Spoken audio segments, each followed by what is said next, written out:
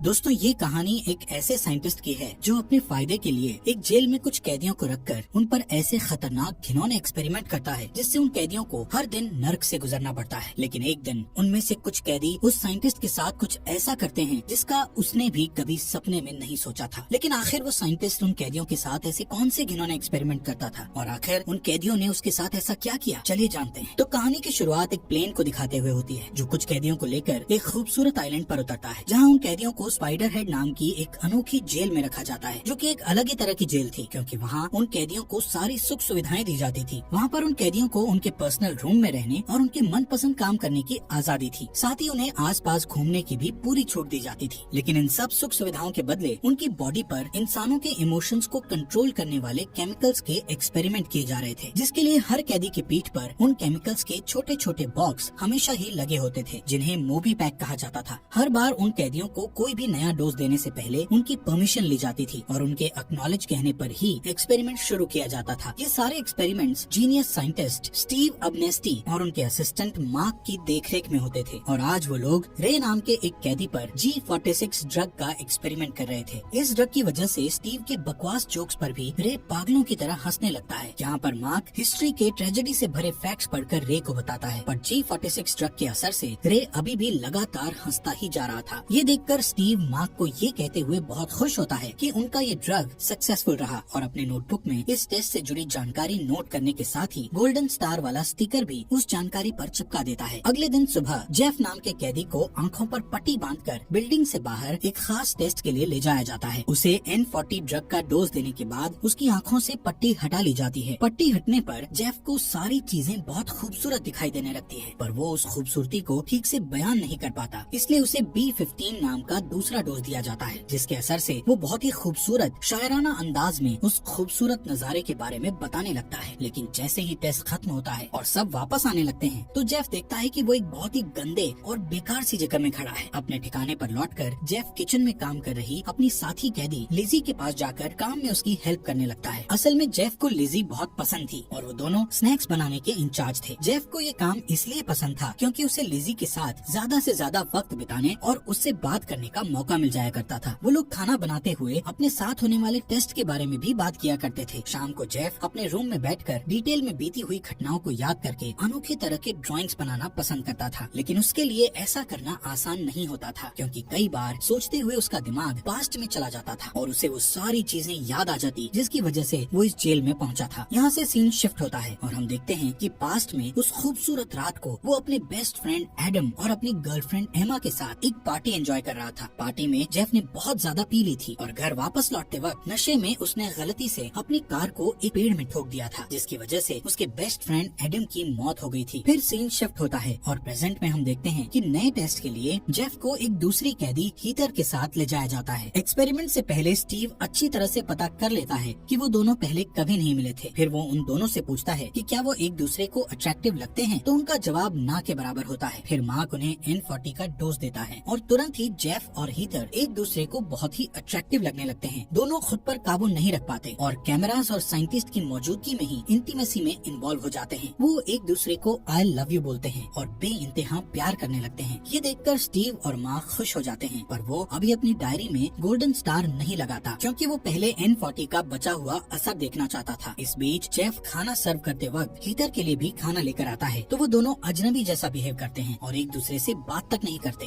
ये देखकर स्टीव को थोड़ी निराशा होती है और वो दोबारा से एक्सपेरिमेंट करने का फैसला करता है। लेकिन इस बार वो एक बूढ़ी औरत को चुनता है, जिसे देखकर जेफ इनकार कर देता है, पर उसे डबल डोज दिया जाता है और वो इस बार भी प्यार की सीमा पार कर जाता है। बाद में जब मार्क उसके मोबी पैक को रिफिल करने आता है तो उसे बताता है कि ये बॉक्स बहुत ही नाजुक है और हल्के झटके से भी टूट सकता है और वो आउट ऑफ कंट्रोल हो सकता है, इसलिए लड़कियों के साथ इंटीमेसी करते वक्त उसे केयरफुल रहने की जरूरत है। जेफ मौके का फायदा उठाकर मार्क से कहता है कि वो उसकी ड्यूटी बदल दे क्योंकि वो स्नैक्स की ड्यूटी से बोर हो गया है और कुछ चेंज चाहता है, पर वो मार्क से असली रीजन नहीं बताता। अगले दिन वो ये देखकर हैरान हो जाता है कि उसे स्टीव और मार्क के साथ साइंटिस्ट के डेस्क पर काम करने की ड्यूटी मिली है। नेक्स्ट एक्सपेरिमेंट के लिए 2 अलग अलग रूम तैयार किए जाते हैं। एक में डेव को रखा जाता है जो ढेर सारा खाना खा रहा होता है। दूसरे रूम में हीथर और सैरा बैठी होती है। टेस्ट बहुत सिंपल था और स्टीव जेफ को उन दोनों में से किसी एक को डार्कन फ्लॉक्स का डोज देने को कहता है, जो कि स्टीव के मुताबिक एक उत्तेजित करने वाली दवाई थी, लेकिन इसका कोई परमानेंट नुकसान नहीं था। ये सुनकर जेफ थोड़ा अनकंफर्टेबल फील करता है और दोनों में से किसी को भी चुनने से इनकार कर देता है। पर वो ये भी क्लियर कर देता है कि अगर उसे चुनना ही पड़ा तो वो रैंडमली दोनों में से किसी को भी चुन लेगा, क्योंकि उसके दिल में उन दोनों में से किसी के लिए भी कोई फीलिंग नहीं थी और वो सिर्फ इसलिए इनकार कर रहा था क्योंकि उसे पहले वो दवाई दी गई थी जो उसे बिल्कुल भी पसंद नहीं थी। ये सुनकर स्टीव इम्प्रेस हो जाता है क्योंकि जेफ को उन दोनों औरतों के साथ फिजिकल होने के लिए अलग अलग डोज दिए गए थे, लेकिन उनके फाइनल रिजल्ट सेम थे। कुछ देर बाद लिजी जेफ के पास आकर उसे अपनी ड्यूटी चेंज करने के फैसले के बारे में पूछती है, पर तभी गार्ड आकर जेफ को बताता है कि आज उसकी छुट्टी है। ये सुनकर वो बिल्डिंग से बाहर निकलकर अपनी गर्लफ्रेंड एमा को फोन करता है, पर हर बार की तरह इस बार भी उसकी डायरेक्ट कॉल नहीं लगती और उसे वॉइस मैसेज भेजना पड़ता है। वो मैसेज में उससे माफी मांगता है और कहता है कि वो उसे बहुत मिस करता है। साथ ही इस बार वो उसे लिजी के बारे में भी बताता है। अगले सीन में जेफ को रोगन नाम के एक हट्टे कट्टे कैदी के साथ रूम में भेजा जाता है, पर जेफ को मर्दों में कोई दिलचस्पी नहीं थी, इसलिए वो डोज लेने से इनकार कर देता है। फिर उसे बिना डोज दिए रूम में जाने दिया जाता है, लेकिन जेफ को तसल्ली नहीं होती और वो साइंटिस्ट के रूम में जाकर पता लगाता है तो उसे मालूम चलता है कि हीथर को रोगन या जेफ में से किसी एक को डार्कन फ्लॉक्स का डोज देने के लिए कहा गया था, पर वो भी उनमें से किसी को नहीं चुनती। इसका मतलब ये भी था कि वो भी रोगन के साथ पहले किसी टेस्ट में बिजी हो चुकी थी। इस बात से जेफ को बहुत गुस्सा आता है और वो ये चेक करना चाहता है कि क्या सारे कैदियों पर वो एक्सपेरिमेंट्स हो चुके हैं या नहीं। स्टीव उसे सारे कैदियों के एक दूसरे के साथ कनेक्शंस होने के बारे में बताते हुए कहता है कि ये सबके लिए एक मैंडेटरी टेस्ट था जिसके लिए उसे ऊपर से ऑर्डर थे। जेफ कहता है कि वो एक्सपेरिमेंट्स अपनी लिमिट क्रॉस कर रहे हैं, तो स्टीव उसे याद दिलाता है कि वो एक कैदी है और अगर उसने उन एक्सपेरिमेंट्स में हिस्सा लेने से मना किया तो उसे वापस उस ट्रेडिशनल जेल में भेज दिया जाएगा जहाँ उसे जालिम जेलर्स के टॉर्चर सहने होंगे। जेफ यहाँ मिल रही फैसिलिटीज को खोना नहीं चाहता था, इसलिए उससे माफी मांगकर रोगन के साथ अगले टेस्ट के लिए रेडी हो जाता है, पर खुशकिस्मती से सेरा भी उनमें से किसी को डोज नहीं देती और टेस्ट कैंसिल हो जाता है। इसके बाद स्टीव मार्क से कहता है कि टेस्ट को गोल्ड स्टार देने से पहले उन दोनों को भी उस टेस्ट से गुजरना होगा, पर मार्क ये सुनकर अनकंफर्टेबल फील करता है, लेकिन स्टीव उससे कहता है कि वर्ल्ड को बेटर प्लेस बनाने के लिए ये टेस्ट जरूरी है, तो वो मान जाता है। उस शाम स्टीव खुद को N40 का डोज देता है, लेकिन कैदियों को ये बात नहीं मालूम थी कि उसके बैग में भी मोबी पैक का बॉक्स लगा हुआ था। इधर डिनर करते वक्त जेफ लिजी को बताता है कि डार्कन फ्लॉक्स के डोज से कितना बुरा फील होता है। बातों बातों में लिजी जेफ का हाथ पकड़कर उससे ड्यूटी बदलने का रीजन पूछती है, तो जेफ उससे कहता है कि इस जगह उसका दिमाग काम नहीं करता है और कभी कभी तो वो ये भी भूल जाता है कि वो यहाँ आने से पहले किन लोगों के साथ था। वो लिजी को बताता है कि जब वो उसके साथ होता है तो उसे अच्छा महसूस होता है। नेक्स्ट मंडे को स्टीव रिस्क उठाने के लिए तैयार होकर मार्क से उसे ट्रिपल डोज देने को कहता है कि तभी जेफ वहाँ पहुंचकर उन्हें ऐसा करते देख लेता है, पर दोनों साइंटिस्ट सारी चीजें जल्दी से हटा देते हैं, इसलिए वो कुछ नहीं कहता और अगले एक्सपेरिमेंट के लिए तैयार हो जाता है। स्टीव उसे बताता है कि कमेटी ने डार्कन फ्लॉक्स की टेस्टिंग को कंटिन्यू करने के लिए कहा है। स्टीव ने पहले से ही जेफ को कुछ केमिकल्स के डोज देकर अपने कंट्रोल में कर रखा था, इसलिए जेफ के पास कोई चारा नहीं होता और वो हीथर को N40 का डोज दे देता है, जिसके असर से उसे बहुत तेज दर्द होने लगता है और मार्क जेफ को B15 का डोज देता है, जिससे वो बहुत ही खूबसूरत अंदाज में हीथर के अंदर के दर्द और डर को बयान करने लगता है। वो ये भी बताता है कि वो हीथर से प्यार नहीं करता है। उधर हीथर घबराहट और डर के कारण इतना पैनिक हो जाती है कि उसी उठापटक में उसके पीठ में लगा हुआ मोबी पैक टूट जाता है, जिससे डार्कन फ्लॉक्स का डोज उसके पूरे शरीर में फैल जाता है और वो पागलों जैसी हरकतें करने लगती है। वो एक फूलदान को तोड़कर उसके एक टुकड़े से अपनी जान ले लेती है। मार्क और स्टीव उसे बचाने के लिए दौड़कर रूम में जाते हैं, पर स्टीव की चाबियों का गुच्छा रास्ते में गिर जाता है। अंदर जाकर मार्क और स्टीव हीथर से पूरी घटना पर बहस करने लगते हैं। इस बीच जेफ स्टीव की गिरी हुई चाबी का गुच्छा उठा लेता है और उसकी चीजों को खोलकर चेक करने लगता है। स्टीव का नोटबुक उसके हाथ लगता है, जिससे उसे बहुत नई जानकारियाँ मिलती है। वो देखता है कि एक कागज के टुकड़े पर OBDX नाम का एक केमिकल फॉर्मूला एब्नेस्टी फार्मास्यूटिकल्स के लोगों के साथ बना हुआ है। इसका मतलब साफ था कि वहाँ कोई कमेटी नहीं थी, बल्कि स्टीव खुद उस कंपनी का ऑपरेटर और मालिक था। दूसरी चीज वो नोटिस करता है कि एक बिंगो कार्ड पर 6 और 40 को छोड़कर बाकी सारे नंबर्स पर गोल्ड स्टार लगे हुए थे। उन स्टार्स के नीचे वाले नंबर्स उन केमिकल्स के नंबर्स के साथ मैच कर रहे थे जिनका उनके ऊपर एक्सपेरिमेंट हो चुका था। N40 वाला ड्रग सच्चा प्यार पाने के एक्सपेरिमेंट में अभी तक कामयाब नहीं हुआ था, इसलिए उसे अभी तक स्टार नहीं मिला था। और B6 वो ड्रग था जिसे मार्क सबके मोबी पैक में डाला करता था। इसके पहले कि जेफ कुछ जान पाता, वो स्टीव को वापस आता हुआ देखकर जल्दी से सारी चीजें सही जगह पर रख देता है और चाबी का गुच्छा वापस जमीन पर फेंक देता है। बाद में मार्क स्टीव से इस घटना की रिपोर्ट करने के लिए कहता है, पर स्टीव इससे इनकार कर देता है। स्टीव उससे कहता है कि इस घटना की रिपोर्ट करने से उन्हें अपना एक्सपेरिमेंट बंद करना पड़ेगा, क्योंकि उन्होंने बहुत पहले ही अपनी लिमिट क्रॉस कर दी थी और अब वो ऐसा नहीं कर सकते। इसके बाद स्टीव जेफ से मिलने जाता है, जो हीथर की मौत से बहुत उदास था और उसे समझाने की कोशिश करता है, लेकिन उसकी किसी भी बात से जेफ संतुष्ट नहीं होता। फिर स्टीव दूसरा तरीका अपनाता है और अपने साथ जेफ को भी उस केमिकल का डोज देता है जिसे उसने रे पर आजमाया था। उस केमिकल के असर से दोनों बहुत ज्यादा हंसने लगते हैं और हंसते हंसते ही अचानक स्टीव उसे बताता है कि उसके पिता ने उसे बचपन में ही छोड़ दिया था। और जेफ भी हंसते हुए उससे पूछता है कि आखिर वो मार्क की तरह उस जगह को छोड़कर कभी भी बाहर क्यों नहीं जाता है। इस पर स्टीव उससे कहता है कि ये प्रोजेक्ट उसका सच्चा प्यार है, इसलिए वो इस जगह को छोड़कर नहीं जा सकता। अगले एक्सपेरिमेंट के लिए लिजी को चुना जाता है और उसे ऐसा केमिकल दिया जाता है जिसकी वजह से उसे हर चीज से डर लगने लगता है, यहाँ तक कि एक मामूली से स्टेपलर को देखकर भी वो डर से चीखने लगती है। इस एक्सपेरिमेंट के बाद वो अपनी सारी तकलीफ और शर्मिंदगी को जेफ से शेयर करती है। जेफ उसकी तकलीफ को समझता है और उससे कहता है कि इसी वजह से उसने अपनी ड्यूटी को चेंज करवाया था। लिजी को समझ में नहीं आता कि थोड़े से आराम के लिए वो लोग इन एक्सपेरिमेंट्स के लिए कैसे मान जाते हैं। तब जेफ उसे अपने साथ बीती हुई घटना के बारे में बताते हुए कहता है कि वो ये सब डिजर्व करता है। कई महीने पहले बीती घटना को बताते हुए जेफ कहता है कि उस रात को जब उसने नशे की हालत में गाड़ी चलाई थी तो उस एक्सीडेंट में उसके दोस्त एडम के साथ उसकी गर्लफ्रेंड एमा की भी मौत हो गई थी और तब से वो गिल्ट का शिकार हो गया था। ये सुनकर लिजी उसके पास जाकर उसे तसल्ली देती है। फिर वो दोनों एक दूसरे को किस करने लगते हैं। बाद में वो दोनों साथ में खाना खाते हैं। तभी जेफ के दिमाग में एक प्लान आता है जिसे वो लिजी को बताता है। इधर सिक्योरिटी फुटेज में जेफ को लिजी का स्केच बनाते हुए देखकर स्टीव को भरोसा हो जाता है कि उसका एक्सपेरिमेंट सही काम कर रहा है और इसके बाद वो N40 का डोज लेकर बिस्तर पर चला जाता है। अगले दिन स्टीव एक और टेस्ट के लिए जेफ को फिर से बुलाता है और उसे लिजी को डार्कन फ्लॉक्स का डोज देने के लिए कहता है, पर जेफ इससे इनकार कर देता है। तो स्टीव बिना कुछ किए उसे जाने देता है। जेफ के जाते ही स्टीव मार्क को उसका B6 का डोज डबल करने के लिए कहता है, पर जब मार्क जेफ के रूम में डोज देने के लिए जाता है तो जेफ उसका विरोध करता है और कहता है कि वो ये जानता है कि ना तो कोई कमेटी है और ना ही B6 कोई प्लेसेबो है, लेकिन ये जो कुछ भी है वो स्टीव के लिए सबसे ज्यादा इम्पोर्टेंट है। उसकी बात सुनकर मार्क भी अपने दिल की बात उसे बताता है कि वो किसी जीनियस साइंटिस्ट के साथ काम करना चाहता था और उससे ये प्रॉमिस किया गया था कि ये सब दुनिया की भलाई के लिए किया जा रहा था, इसीलिए उसने इस प्रोजेक्ट के लिए हाँ कहा था। पर अब उसे भी इस बात पर पछतावा हो रहा था। जेफ भी इस बात को महसूस करता है और वो दोनों मिलकर इन सब से निपटने के लिए एक प्लान बनाते हैं। इसके बाद मार्क वीकेंड बिताने के लिए घर चला जाता है। नेक्स्ट मंडे मार्क बीमार होने के कारण नहीं आ पाता, इसलिए स्टीव और जेफ अकेले ही टेस्टिंग रूम में रहते हैं। स्टीव जेफ से लिजी को डार्कन फ्लॉक्स का डोज देने के लिए कहता है, पर जेफ इनकार कर देता है। इस पर स्टीव को गुस्सा आ जाता है। वो समझ नहीं पाता कि सिर्फ कुछ महीने एक साथ एक जगह पर बंद रहने पर उन दोनों में प्यार कैसे हो सकता है। स्टीव जेफ के मन में लिजी का प्यार कम करने के लिए लिजी को अपना जुर्म कबूल करने को कहता है। वो रोते हुए बताती है कि वो अपनी बच्ची को कार में बंद करके भूल गई थी, जिसकी वजह से उसकी मौत हो गई थी। फिर वो जेफ से केमिकल देने को कहती है। जेफ कंट्रोल का स्क्रीन दबाता है और उस केमिकल का असर लिजी की जगह स्टीव को होता है और वो जोर जोर से हंसने लगता है। दरअसल मार्क ने बीमार होने का झूठा बहाना बनाया था और कंट्रोल के प्रोग्रामिंग को पहले ही चेंज कर दिया था। उसने स्टीव के मोबी पैक में B6 का एक्स्ट्रा डोज भी डलवा दिया था ताकि वो पूरी तरह उनके कंट्रोल में रहे। जेफ स्टीव को फेयर केमिकल का डोज देने के बाद डार्कन फ्लॉक्स का डोज भी देता है, जिससे स्टीव दर्द से छटपटाने लगता है। जेफ उससे कहता है कि मार्क पुलिस को लेकर आने वाला है और उसे पता चल चुका है कि असल में ये किस तरह का एक्सपेरिमेंट है। B6 एक ऐसा केमिकल है जो लोगों को कंट्रोल करने के लिए इस्तेमाल किया जाता है ताकि आप उनसे जो चाहे वो करवा सकते हो, और OBDX को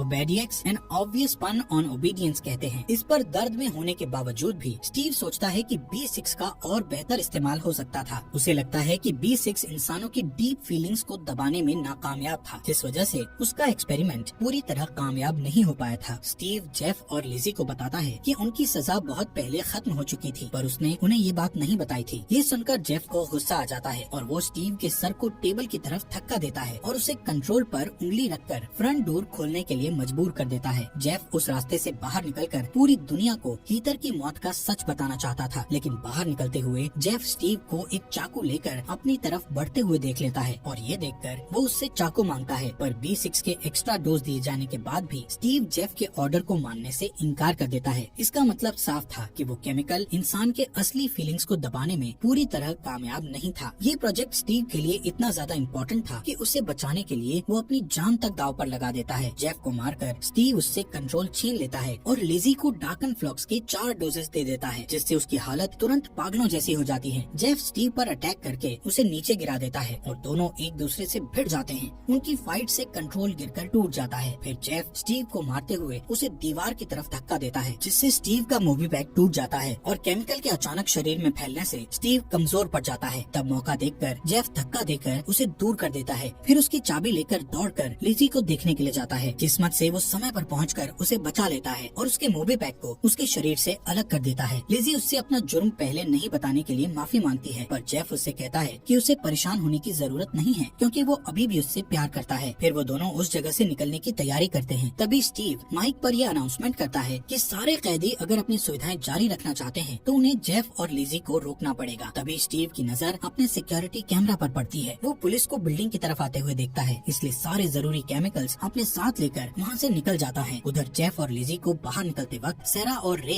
रोकने की कोशिश करते हैं, पर वो दोनों मिलकर फाइट करते हैं और उनसे बचकर निकल जाते हैं। फिर डेव भी उन्हें रोकने की कोशिश करता है, पर लिजी उसे पेंट्री की चाबी देकर आसानी से छुटकारा पा लेती है। बाकी कैदी भी उन्हें पकड़ने की कोशिश करते हैं, पर वो दोनों तेजी से भागकर आखिरी हॉलवे में पहुंचकर पीछे से दरवाजा लॉक कर देते हैं और सारे कैदी वहीं फंसे रह जाते हैं। बाहर पहुंचकर वो देखते हैं कि स्टीव अपने प्राइवेट प्लेन में बैठकर निकल रहा था, इसलिए एक मोटर बोट लेकर वो भी वहाँ से निकल जाते हैं। मार्क पुलिस के साथ वहाँ पहुँचने पर देखता है कि स्टीव पहले ही वहाँ से निकल चुका है, पर उसे फिक्र करने की जरूरत नहीं पड़ती क्योंकि N40 के असर से स्टीव को अपने सामने पहाड़ की जगह एक खूबसूरत नजारा दिखाई देता है और उसी धोखे में वो अपना प्लेन उस पहाड़ से टकरा देता है। जेफ और लिजी भी उस धमाके को देखकर हंसते हैं और जेफ इस नतीजे पर पहुंचता है कि खुद की गलतियों को माफ करने के लिए किसी केमिकल की नहीं बल्कि अपने अंदर के सच्चे जज्बातों की जरूरत होती है।